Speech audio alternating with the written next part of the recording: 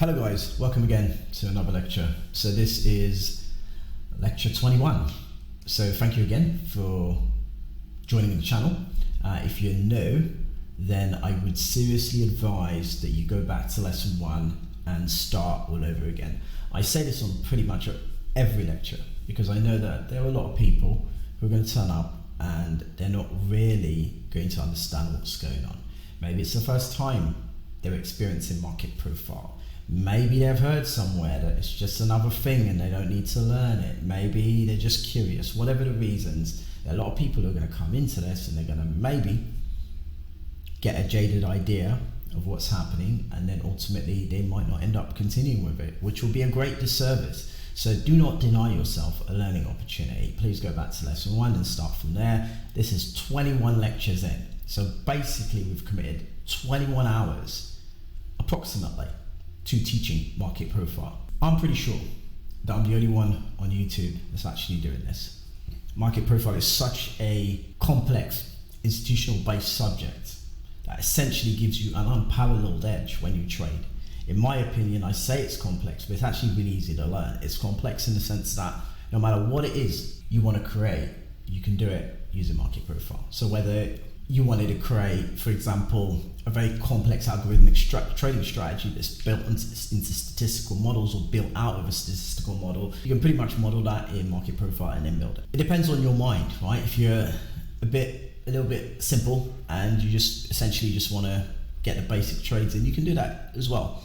A lot of what I teach here is really down the simple route. I'm not trying to introduce any more complexity to anyone's trading. I don't really think that you should waste too much time trying to develop complexity. The simplest things always work. But there's something really important, and that's if you use market profile, you're going to be able to filter out all these additional problems that you face when you use a traditional charting method like a candlestick chart, for example, because there's a lot you see and it allows you to plan better and it allows you to locate things like stop losses and get your execution a little bit more refined. And I'll explain what I mean. So I think with this lecture, I'm very keen to kick off inevitably everything that you need to know at this point in time and kind of do a little bit of a rehash of what we've covered before in previous lectures, and also try and introduce some new concepts rather slowly, and then we'll see how we digest it. So I'm going to pop open a candlestick chart here, which is pretty handy at this point to kind of illustrate some of the things that you can't see on a candlestick. Right, so for example, let's take the sell-off that took place on the 2nd of July, which was yesterday. That was at pre-market, which is 12 noon London time. And then we came into the New York Open, NASDAQ Open, Chicago Open. I talk about this a lot in terms of my trifecta, which is my time trifecta. Essentially, we should not be trading outside of major liquid sessions. In other words, major center opens. If we're doing that, we're doing ourselves a disservice. We don't always get days like this, right? This was driven by other activity, including news events, the Rachel Reeves issue around the fiscal deficit problems and all the fiscal measures she might have to take or not have to take. So all of this was a contributing factor to the market posting extended range. Not a singular factor, but a factor. So trading within the major center opens gives you a bit of an edge. To be absolutely fair, a trade like this, for example, and obviously this big dip below, if we zoom out a little bit, you can genuinely see that we were attacking sell stops below the lows of the 25th of June. And that makes sense because position-wise, on the recovery, we would have wanted to be long. And that would have given us a degree of protection below the low, which wasn't a Chicago low. It was a Chicago low, my bad. The volume, however, was sitting in New York. And we know that because we're just using at this point tip volume to tell us that there was a lot of volume within this bar and a lot of it was sell side at this point. Like I always say to everyone, you don't necessarily want to be trading short in the hole. So for example, on this big drop here, despite what you're seeing, the preference should have been to prepare and wait for a long opportunity. So ideally, you want to be long as opposed to short. Right, but some of the stuff you can't see, for example, is what's sitting within the pre-market. So if I pop back onto my profile chart and I just head over the cable, This is a daily profile, 1 hour rotations, and we can see the same move in profile terms. Now, what has the profile done? It's created a filter for one, because I'm using 4 pip row sizes.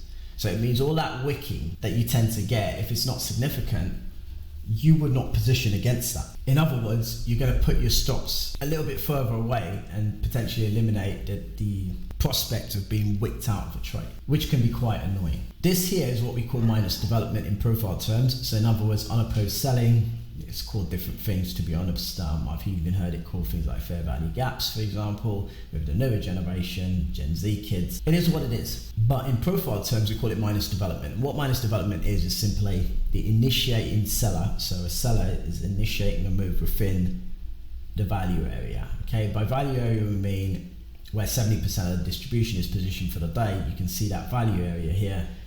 The move is within it. It's quite aggressive.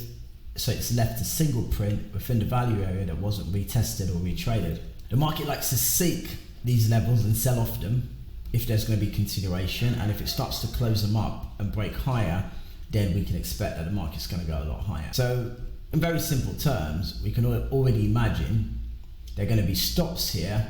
They're probably not going to draw in liquidity, these ones, because this is where the big parties were. So if we were to trade above that level, any liquidation would essentially send the market higher as opposed to liquidating into new sellers, for example, right?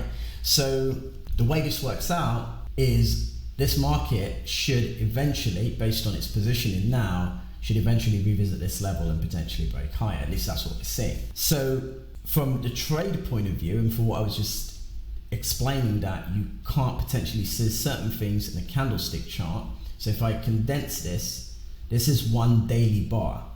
And if I was to go to this candlestick chart here and I was to change this to a daily bar, you can't see anything here, right? You don't know what's happened inside of this daily bar.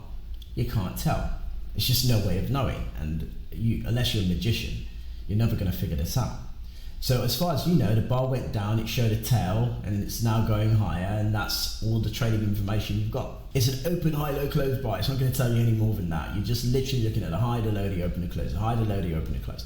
And then you're having to, of course, look at it from a general point of view. There are times when it's necessary to have a general overview, which is a collection of all the daily bars and how each daily bar is interacting with the highs and lows of that daily bar. But if we think about it, of course, all the daily bars here equate to 1 month. So technically speaking, this is a monthly bar. And that means that these are smaller daily bars within that monthly bar. However, if I wanted to see a monthly chart, I've got to open a new one. Whilst with a profile, I can view the daily bars and the monthly bars within the same viewfinder. So it's an advantage. And that gives me a little bit more perspective at a glance. Secondly, these highs and lows, they're only going to come into play in the daily frame over a series of days. Now I want you to picture this. Now, let's say you wanted to take a trade, right? And I'm going to play devil's advocate. Obviously, I would have traded a move like this long based on my own trading principles, which I've discussed in this lecture series. And if you go back to the previous lectures, so again, another incentive for you to get off this video and go back to lesson 1 and start from there. But ultimately, you may well have a scenario where, of course, we got a low, which will have stops associated with the entire daily chart itself. So that's a collection of daily bars. And you can clearly see we ran those stops and recovered and closed much higher.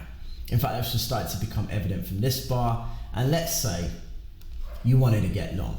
And here you're going to start to see why we need a profile chart. Right, let's say you wanted to get long on the close of this bar. Well, you don't have any more information than open, high, low, close. It's a daily profile. In contrast, this is the same daily profile. And the move we were looking at is the move here, right? So this was this bar here, and then we had that higher close. Now, if we wanted to get long, if we go back historically, we can also see what we call a bid stack at the bottom here. And that gives us a level of support that we can look at. So if we were going to get long on a daily chart, and we're going to do it within this viewfinder, then what we would expect would happen is we'll be looking for a trade back into the stack, which had developed here. We'll be looking for stops below the bid stack here. That's maximum protection, because we know that subsequent bars could trade into this level and give people better prices. That's an advantage because you can see what went on within the bar itself, which you can't see, of course, on a candlestick chart. You can't see that. This is the same bar that we were looking at, and for all intents and purposes, if these bars hadn't developed, you might have even been tricked into thinking that this market was going to decline. But I can see that there was a bid stack here, and I can also see there was another bid stack sitting here. Right? Now, who would think, now I'm going to ask this question generally, who on earth would think that there's going to be support in this bar and this bar if they didn't have a profile chart? Think about it. Would you have ever used this level as a support level? Do you even know why this market jumped off this supposed support level? Like, who would have thought that this bar had a level of support, level of support, level of support? Right, if I go back, we can clearly see those bars here. We had 1, 2, 3. So the condensed bar was this was the other one, or this was the doji bar, and this was the other one, right? But you can clearly see there were neutral profiles. And what do we always say about neutral profiles? Well, they're going to act as support. Right, we can see that advantage of having a profile chart. TPO chart is not to be trifled with. Moving on. So it's clear to me, from my perspective, using my TPO chart and my rules, that the market was never going to break below this bar. It was, if it didn't find support here or didn't find support here, it was definitely going to find support here. So that prompts me to put my stop placement against this bar as opposed to, say, this or this. I could easily get stopped there because I know that the support, the biggest support is here. So it doesn't matter if I was getting long here, I know I need to cover this length. It doesn't matter where I was getting long, I need to cover the length of it. Now think about this for a second, that you had decided you didn't have this information and you decided to get long. And this is the problem with candlestick trading. It's not trading, it's the problem with the lack of information at points that you need, even from a basic point of view, in order to make trades that are going to be much better, going to give you a bit more of an edge.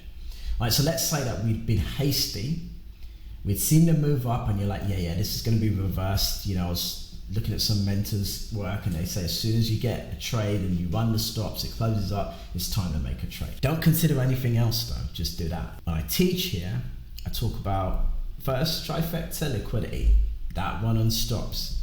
Second trifecta volume, where's the volume relative? Third trifecta, time. What time are we trading? Of course, on a daily chart, that doesn't matter because it's one day. We're waiting for the close of the day and then trying to execute. Reasonably, you can drop into the intraday time frame to pick your position, and then time comes into play. So we've got liquidity, we've got time, volume, we've got time. The trifecta, the three things that we need to bring in alignment before we make a trade. Really simple. It's not difficult. Let's say you put the trade on a little bit early. This does happen. So you get long, right? So you waited, in fact, for the whole dip, and you're like, I'm in. This is it. I'm ready for the stars at this point, and you put your stop kindly under here, right? It's below the low of the day. We are pretty good. Well, it's not a bad position. You put your target in, and like this, I'm going to kill it. It's going to go back to the high. I'm going to be waiting here to take profit. You're counting how much money you're going to make. So I'm going to make $1,800, and all I'm going to risk for that on a daily frame is $643. And guess what? I trade longer time frames. I'm never going to lose money. I'm not like those degens who spend their time on intraday charts and scalping and all of that. It's just bollocks. What I trade is longer time frames, so I can't lose money. Not being funny. This is what gets said out there. This is exactly what people get up and sit and say on podcasts just so that they can get commissions from some other company. It's not a joke. It's what it is. It's the game, right? And you see people doing that, and that's okay. But for you as a trader that wants to get into this, don't really buy into the narratives. The market's a fractal. You can trade any time frame. You just need to be able to strike. Each time frame will present you with a different set of challenges, and you have to be able to navigate that. You can do a top-down analysis, but as soon as you start working off a longer time frame exclusively, you're going to have more risk on the table. Now, a lot of people who would be sizing into this are going to be thinking, well, at $643, I've got a 5K account, it's okay, I can cover it. and I'm not going to have too many trades wrong, blah, blah, blah, blah, blah. So they shoot. The market comes down and takes out their stop. $643 in the hole. What are you going to do next? Oh, this market's gone against me. I knew it was going down. I can see the tail. There's this evening star, gravestone doji, whatever, and an indecision candle, and it's going lower. Oh, I can see where the gap is, the fair value gap, where the honest post selling is sitting on the daily frame. It's a big level. I was told by the X-name YouTuber, the X-name Twitterer, or whatever it is, and I was told it's going to go short, and the market's confirming it because we've now traded out my stop. So what do you go and do? You put in another trade. Boom. You were never confident about this analysis. You didn't have a game plan. You were in because someone gave you an idea. That's the problem with candlestick trading. It's not that it's bad. And then you go, where do I put my stop? You're short in the hole. I can tell you that already.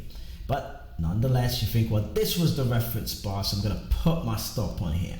You're well aware that this is $1,300 of risk, but guess what? I'm going to make my money back because this is definitely going up. Plus, I'm going to make a profit too. So I'm going to risk $1,300 on the same size. I'm not even going to size down. And I'm going to look for a bigger move because guess what? All my stop's gone, so everybody else's stop would have gone, and the market's definitely going to go lower, and I'm confident. And I'm going to target a low because that's where the next set of stops are going to be, because they told me that there's liquidity down there. So you put the stop. Well, you put the target. Well, it's only a 1-to-1, but you're like, it's still, I still make money at the end of the night. So I'm going to go with it. So now your risk management is off. Your positioning is off. You're a little bit emotional because you're oversized into the trade because someone told you daily time frame is more safe to trade than a 5 minute or 1 minute, and only degens train those time frames, and that's why they don't make money. The beauty about having worked in the sales side, and by that I mean institutions on both the market making, brokerage side, and the lot, having been involved with these kind of individuals, one, none of them know how to trade. Secondly, you also know that they're leveraging the fact that they work at an institution to bring the business to you. Thirdly, they all get paid by commissions because they're not doing this for free. None of these guys are going to sit here like me making YouTube videos about how to do this. I do this for a living, so I can afford to sit here and make these kind of videos, but these guys need to get paid by commission. They got a line manager or some supervisor or someone calling himself a president of God knows what, who needs them they need to come up with some money. And I know some of the people watching this might have had careers in these places, and maybe they're nodding their head, or maybe they just hate me right now, right? And maybe they try and make silly comments, but don't worry, those don't really show up. But maybe they try and have a go at me, but I don't care because I understand that's how it works, and they need to get paid.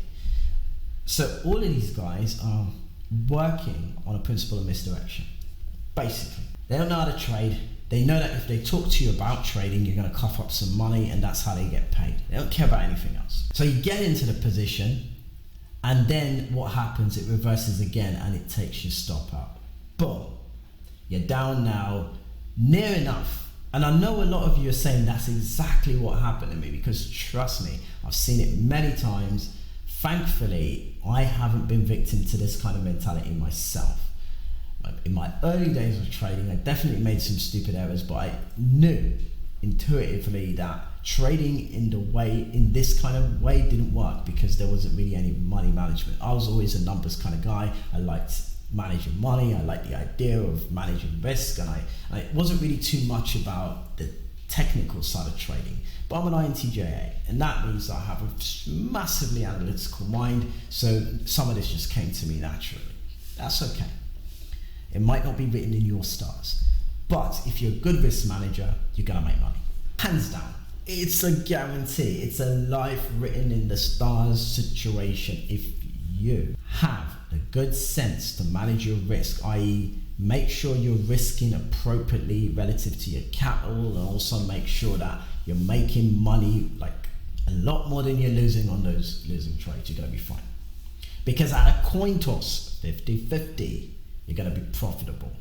At a coin toss, less than a coin toss, 45% of your trades can afford to be right. So a good 60, well, nearly 55% of your trades can be wrong, and you will still make money. It's the mentality. That's it. And if you put a little bit more of an edge to this, just a little bit more, like understanding where to place your stops, understanding when not to get back in because you are maybe wrong on the trade in terms of the stop, but not wrong on the direction. Being able to have that additional insight is what market profile brings to the table. So this is typically, and I wanted to show this because I don't think enough people talk about this. It's just, in my opinion, it's just it's death defying that people don't discuss this with people new to trading. Right? People say, hey, I'm struggling. Why are you struggling? Is it that you're just not risk managing properly? Is it that you're not confident in your system, what you're doing? Is it that you don't even have a system? Are you using enough? This is a money game. Right? People with millions and millions and millions of dollars, pounds, depending, fucking millions of rupees, are going to destroy you in this business, regardless of where you live in the world. So don't think because you live in the United States, or you live in the United Kingdom, or you live in Germany or Scandinavia, means that someone in Zimbabwe or Nigeria or Kenya or Uganda is not going to axe you out of your money, right? Or don't think because someone lives in Bangladesh or they live somewhere outside of the capital sphere that you're not going to get destroyed. Of course you are. Because that's the thing about trading in the markets. It's completely meritocratic. It doesn't care where you live in the world. If you've got the money, come in. And there are lots, I've traveled, right? I used to be in a commodity hedge fund. On the physical side too, so dealing physically with physical commodities. And I can tell you that you go to some countries in the world and you're seeing money like you've never seen in your life, right? And you could have lived in freaking the hills of Los Angeles, right? You could be living in Beverly Hills and you still haven't seen that kind of money. It's just the reality of it, because in certain parts of the world, corruption is on a scale that you can't imagine. And guess what? The United States and other countries are funding this directly by giving these countries access to the capital they need. Some of these countries have resources that people in the West extract for different purposes, from engineering purposes to what God knows what. I don't think people realize this. For example, the UK's biggest export is jewelry, metals, so it's basically precious metals. Have you ever wondered why that is? It's because a lot of the diamonds and stuff are refined in the United Kingdom and they're exported out, and they account for, it's one of our largest exports, right? So all the exports we do, precious metals is one of the largest. Think about that for a second, right? And where does this stuff come from? It doesn't come natively in the United Kingdom. It comes from outside of the UK. And as a consequence, you are definitely going to see people with money. So this is a money game, and all these people are in the markets tossing about money. They've got the connections and the networks for people to even tell them how to place the trades. Every trade is probably a winner due to insider trading. In currency markets, for example, insider trading is legal. It's not like the stock market. So think about it for a second. You've got all these people banding money about, and they have also the ability, they can buy any tool, just show them anything. It could be anything. It could be a book map, order flow thingy for scalping, right? And if you go to the description below, you can take a look at, I've got a link to Bookmap. We have a partnership, so if you want to support Bookmap and the channel, then you can use the link there. And that will give you, say for example, order flow depth, right? So these are highly advanced technical tools that I don't even ask traders to use unless you're already understanding basic principles like market profile, right? And then you've got other tools, like obviously paying for data, paying for the exchange itself, like getting more level depth, right? Depending on the marketplace you trade, you can easily be out of pocket for $200-$400 a month on just data feeds, right? If you're trading as a professional, for example, you're paying professional data feed prices. They're expensive, Most people will just register as a retail trader just so they can get the cheaper data feed prices, right? It's no harm in saving money. But the truth is that there are people with more access than you can ever hope to imagine. And these are the people you're trading against, right? They might not even have as much knowledge as you, but they just have sheer freaking capital and just unrelenting will because they got all the time in the world. So think about that. So when I say to you that you should be focused on using things like market profile, I'm not joking. I'm literally trying to save you from what will be the inevitable destruction you're going to face if you start using inferior ways to decide how to trade. I'm not saying you can't use candlestick charts. 100% no, that's not what I'm saying. You can definitely use them. They've got their uses. But what I'm saying is that you have to be also able to see what you need to see with other tools overlaying that. I hope I made a point, right? But again, right, that was an example there of what you can't see. Now, if I pop on my profile, I can segment this further. So what you're looking at, right, we'll discuss what's just taken place. I can segment it further by going into using 1 hour profiles and 5-minute rotations. So now I can see an hourly chart in 1 hour profiles and 5-minute rotations. So I've got the 5-minute and the 1 hour on the same frame. So if I'm looking to execute a trade, I can use that as a reference point to get into that trade. There are lots of things you can't see equally.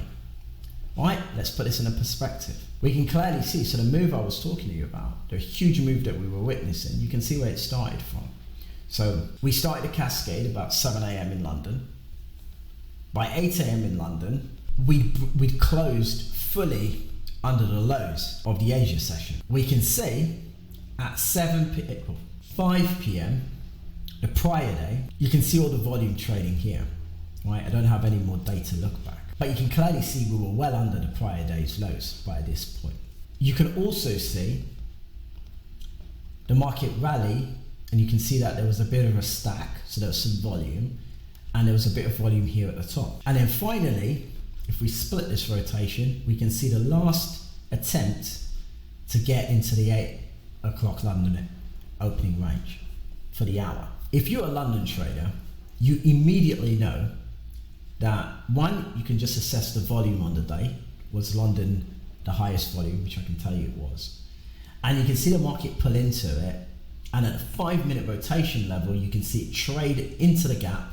So there's a gap in value, and you can see it pull lower aggressively on a 5-minute frame and take out the initial balance low for the hour. Not only that, it's closing below value low for the previous hour's bar, right? Stuff you can't see. And we got a stack here, which you also couldn't see, and it was now attacking or attempting to attack the stack. From the break of the initial balance low, we always know that value low on the previous bar, especially in ascending value, is going to be a support level issue. But from this point on this break, this was a low risk trade because your positioning would look more like break of the initial balance low on the J period 5-minute rotation, this one here, and stops above the E period high, which essentially means that you're covering value high, you're also covering the session value high, and you are within the value area of the London opening range. And the market's already been rejected from revisiting new value within that bar. In my opinion, we've seen the market go from higher value perception to a switch where price is closing below the lowest fairest price on one bar, and it's now within value on the next. That's a clear shift in momentum, right? Just understanding what that means. Value perception was higher. Now think about this in a breakdown fashion. Value perception was higher, right? And this is going to be a masterclass today. Typically, I would reserve something like this for people I mentor one-on-one, so these concepts I'll drill down into in a more understandable way, and there'll be a lot more time to simulate this kind of behavior and do a lot of simulation type trades and get stuck into it. So it's a little bit more of an advanced way to help someone achieve the things they want to achieve. So I tend to do it that way. So I'm going to give you an example of that right now. So think about it. Someone has higher value perception, or a group of people think that the market's going to go higher and they start buying it. And you can see that because every time they enter the market and they build up a position, you can see the value perception shift along with the price. So price and value are pretty much in lockstep. You can see the market closed within the fair prices, and we can see value perception going higher relative. We know that the previous sellers have dropped value considerably, and you can see price and value mirroring, right? So their value's going lower, so the value area is getting lower and lower. Right, we've got 4 bars now with lower value perception, and then we start to build what looks like a position here where we get somewhat of a neutral profile now developing. We can see a shift in momentum, and that's pretty much echoed by the fact that we start to now drive and shift value perception higher. So clearly someone thinks this market's done, and then we get to this point, which is 12 noon, the pre-market, and then we see an abrupt change in price, and now price is trading below value. Right, so that's the equivalent of a group of people thinking price is going higher and then just changing their mind all of a sudden and then bidding prices lower against their previous perception of value. That sounds a lot like price is turning them, mate. So from here, you've got reasonably tight risk, arguably execute on a 5-minute trading window, so that means about 15 ticks of risk. Twice that is 30 pips plus cost, 33 pips, and pretty much you cover the cost of the trade. Anything more than that now is icing on the cake. So you've got 2 to 1, potentially looking at 2.5 to 3 to 1 on the trade. Good bang for your buck. And then we start to break out. Now, if you go to the Discord server, link in the left-hand side, description below, you can copy and paste the link in, or go to the description and click directly onto Discord and join the Discord. It's completely free. You'll see I posted about this before it happened, right? I posted about it, and I posted about it when it happened, and I was able to at least give people some perspective on why this was the trade to do. So I post up some of this stuff, right? And if there are trades I'm in, I'll try and post the end result of the trade, and even if the trade went good or bad, I'll tend to show it. Not all the time, but sometimes, right? I'm not all about the, keep consistently posting trades. I don't think that helps people. It looks like you're bragging 90% of the time, when really you should be trying to demonstrate and show people how they can do it. So I'm a big fan of showing people this way on YouTube. I don't think YouTube likes it because my channel's pretty small and it hasn't grown very much, but I like to think the content here is unparalleled. So if you found this channel, it's because you were digging, and that's good. I'm really happy to have you. All right, so you can see from the drop, right, that obviously this volatility expanded. There was some big news event behind this, and as a result, we had a much bigger decline. It doesn't always happen this way, right? Got to say that. But the trade itself, you had the potential to do, right? And a tip here, if you want to tackle exits, so you're not sure if the volatility is going to expand, well, then use a time exit. This was 12 noon, so this was 1 p.m. So really and truly, you'd want to hold the trade till at least the conclusion of the New York Open, and then if you want to exit, you can exit on the NASDAQ. So if you're in a position late, like in a 12 noon session, don't get out of the position till the NASDAQ opens. It will at least allow you to take in a lot of that volatility, especially if you're not putting a hard and fast target that you want to get to. Because I know a lot of people like to trial the stops and do all kind of crazy stuff. But if you're trying to do that, then just use a time exit, or what I call a time exit. So this should be very clear, right? And then you can see that point where the market hits the bottom. We posted a D period responsive buyer denoted by the 2-letter single print, competitive prices, a close up, value perception is still pointing lower, but we can see that there was a stacking, right? So people were clearly buying and stacking. So again, if you think this is the turn, now of course it's not always the turn, and you want to wait for confirmation. By confirmation, I mean you want to see a reclaim of the lows. And if you're looking at a candlesticks chart, it would look exactly like this. So if I condense this, you can see going back to 26th of June, we were retesting the low and we closed above. A lot of volume was in New York, so we'd expect the market to run into the New York highs and then stall. So this has to be a close entry. It's because you're taking it towards end of day, closing the trade in the Asia or European session on the open. The close higher was the signal to get long, and we could have easily confirmed that with what we're seeing on the profile. Stack, close higher, break of the initial balance on the hourly frame, right? You can see that here. This is the hourly profile, 5-minute rotation, break at the initial balance of the first 5 minutes of the hour, basically. And then we go up and we trade the high of the previous bar, which was the Chicago bar. Now we know the volume's sitting in New York and we know the market has to trade up to that high. We can see there's an offer stack there. There's going to be a little bit of pressure. If we're going to do this level, we need to get more liquidity, and the market will soon do that, and you'll see where it does that. So you can see the rally into the highs, and we can see the breakdown, right? So we can see that late attempt to sell in Asia, and then you can see the market go down, and what does it do? It goes for the stops that are sitting here, and you can see it do it. And that's the beauty of the profile. You can see it do it because you can see a big consolidation here at 5 a.m. in Asia. So the Asian market was crashing. So you can see that distribution here. Break of the initial balance, taking out both value lows. In fact, 1, 2, 3 value lows, and then start to act lower. That's immediately a play for the low. Now, of course, if you're an Asian trader, this would have looked like an opportunity. 7 pips, so catch 18. Again, you've got 14 to the 1, a little bit more to the low, and you're good to go. You can see the short cover because this is a neutral profile, so it's a stack. And then you can see the break above and a break of the balance high. So that's telling you that, oops, I think we've drawn on the stops. So where is this going to go? Well, again, we know that we're in a long trade from this day. It means that we're going to go attack the stops above the high, and maybe even an attempt to see if we can get back up into this major break from the pre-market the prior day. Now, if there's a lot of volume here, this will be a difficult thing to do in a European session.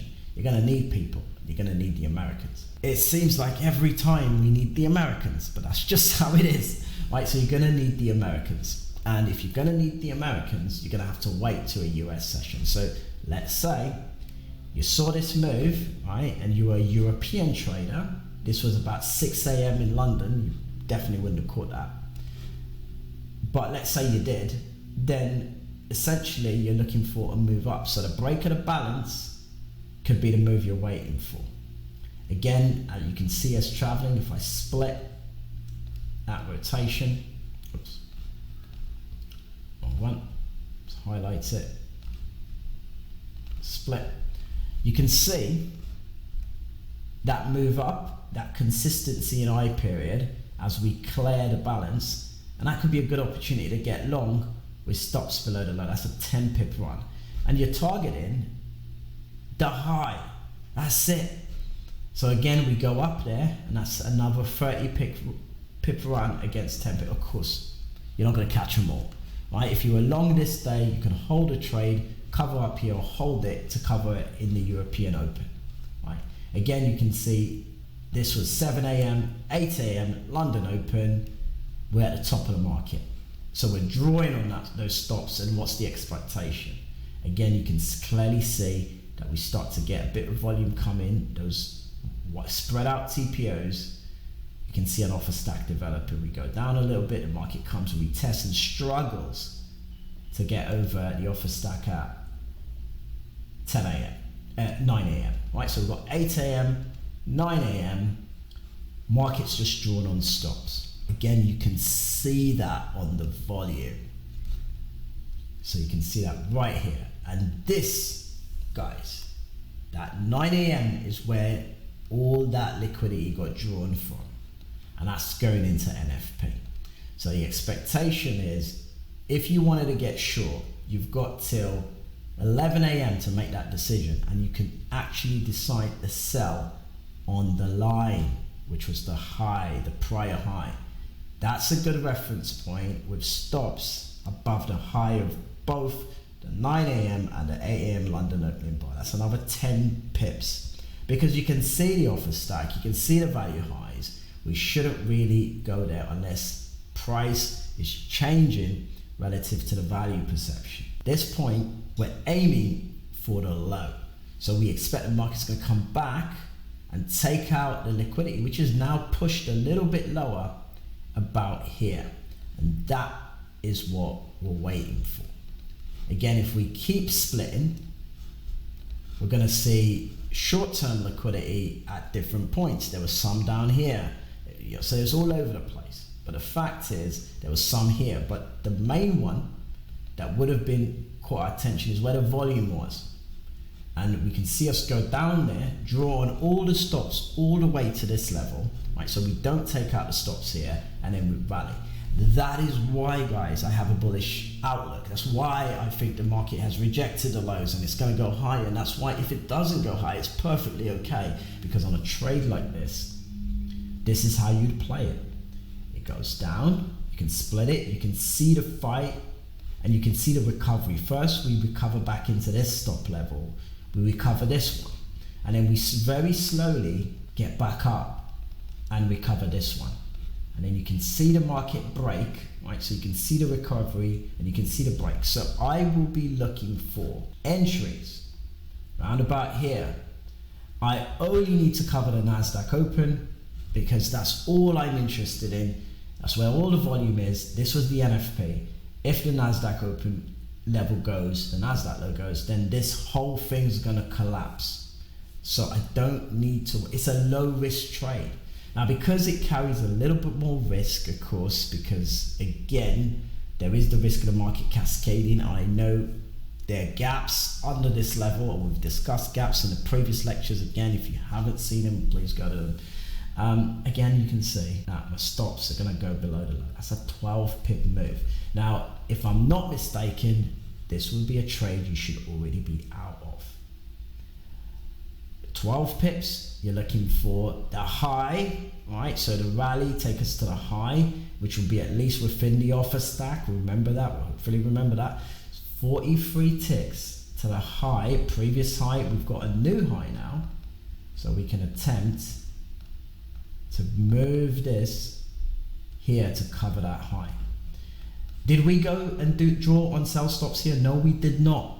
So again, if you're going to take out this level, I'll make the assumption that you're going to need to grab some stops. So the only stops we're running are those who are buying at the NASDAQ high, because this is quite common. We see a big move like this, instead of allowing the market to cool and trying to buy again the value low, right? If we're going to get long, this should be the very least we should be long. Instead of doing that, no, people want to get long here. So as soon as we broke, there were a lot of people shooting, expecting the long, and now trying to cover the whole distance of the NASDAQ high to low, right? And they say they're intraday traders. It's not a problem if you are a swing trader, you're happy to carry a position overnight. But if you're an intraday trader, you're done. Because, I mean, you're not going to have a 53 pip stop, and if you do, you're already taking yourself into the intraday play. What happens? We go a little bit, you're feeling confident, and boom, you're closing the day negative. Simple as that, because look where we are now. In retrospect, would you have wanted to be a buyer because you have access to tools like this, and then having to liquidate your position at 50 ticks with a 12 tick risk? And this is the reason that some people just keep making money and somehow they can't tell you how they're doing it. It's because they just have this heightened intuitive awareness. So I'm not saying that some of these gurus or people out there, they're not, it's not that they're bad, they're a lot of good traders, but they just can't explain any of this to you. They just know it intuitively that they don't want to be a buyer here, they would rather be a buyer here. And to be perfectly honest with you, it's far easier to sit down in front of your trading screens, not talk to a goddamn soul, and just do this all day long. Pretend no one else exists and make your money and forget about it all. There are people who do that. But as someone who knows we're all born under different stars, I totally get this. We're all born under different stars. We're going to want to do things different. Point in case, guys. Point in case. Now, all of this said, it doesn't necessarily mean that your trade is going to work out. But you've given yourself an advantage. If you're carrying overnight and you're long here, then you've got a bit of wiggle room. This is still only a 22 pip position. And if the market breaks down, what are we not going to do? We're not going to chase lower. We're going to wait for a major center open. Tomorrow is Independence Day. Today's July the 3rd, I'm doing this recording. Towards the end of the day, it was the only time I could actually find. But tomorrow's July the 4th. The market's going to only be a European market. There won't be an American market, technically.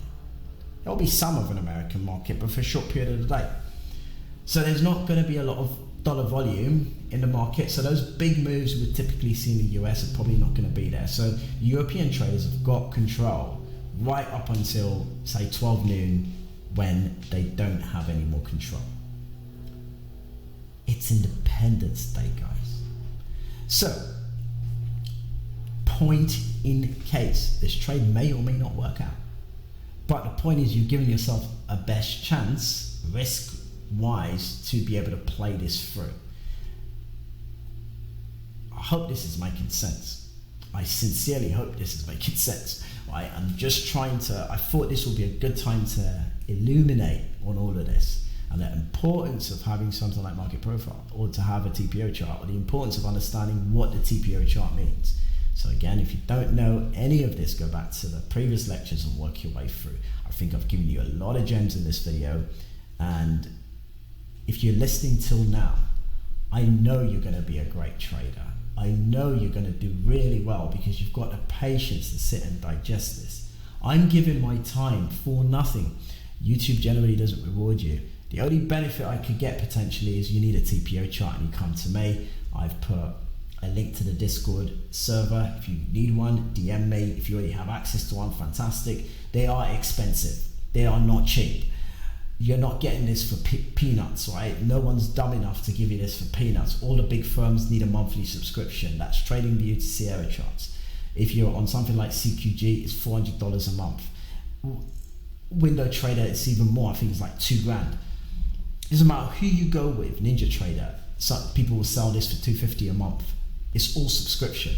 There's some newer platforms springing about. We've got a partnership with one called Atas. They've got some great tools, amazing looking TPO, but it's €70 a month. You can subscribe to any of these things, right? So if you don't want to get mine, you can spend the money with the big boys.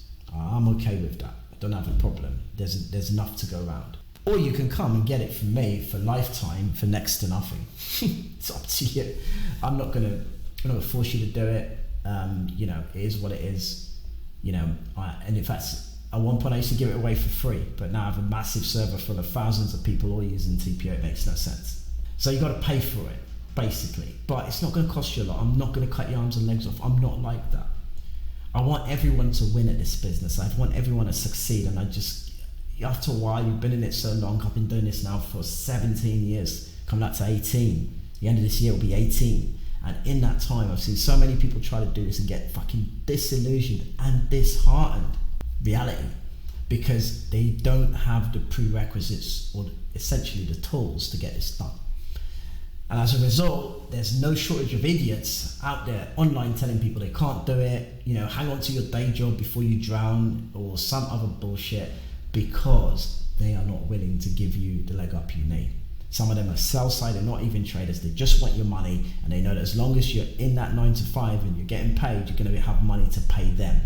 Whether that's the prop firms of this world, whether that's the brokerages, whether that's the educators who work for prop firms or brokerages, depending, whatever it is.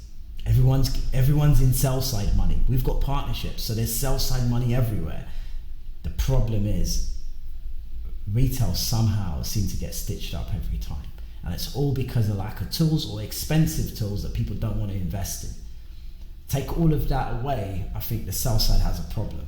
Because people are learning and they're getting better. I think we've all heard the spate of issues in prop firms where people are not able to get paid out the money they've made, or prop firms say they've made too much, their account's getting caught, whatever they can dream up, it happens. So you're always going to get the balance between good and evil. You're going to get the guys who just don't give a crap, they're just total sell side, they feel legitimized in all the action they take, and you're going to get guys who want to develop the industry, and that's going to be on both sides.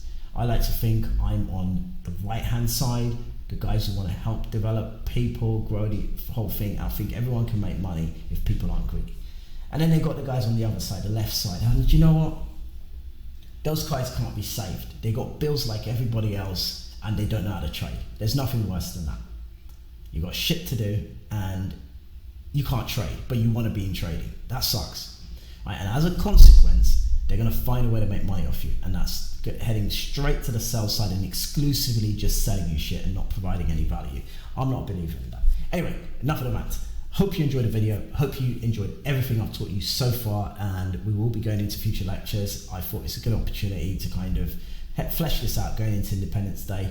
Hopefully the next video that gets scheduled, it won't be this one, it'll be ones I've recorded in the past. Hopefully you're going to hit this one at some point. If you're listening to it, then you've made it. If not, the other video that's going to happen, it will be happening on, so I'm talking about this now in the past.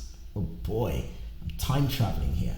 Anyway, this one most likely won't be released till post Independence Day, but there will be a video on Independence Day for people to watch, so happy go lucky. And if you're seeing this video for the first time, don't worry, more videos are coming. It's going to be packed, it's going to be exciting, and I'm going to make sure that you guys know exactly what it is you need to be doing. Anyway guys, so next video, adios.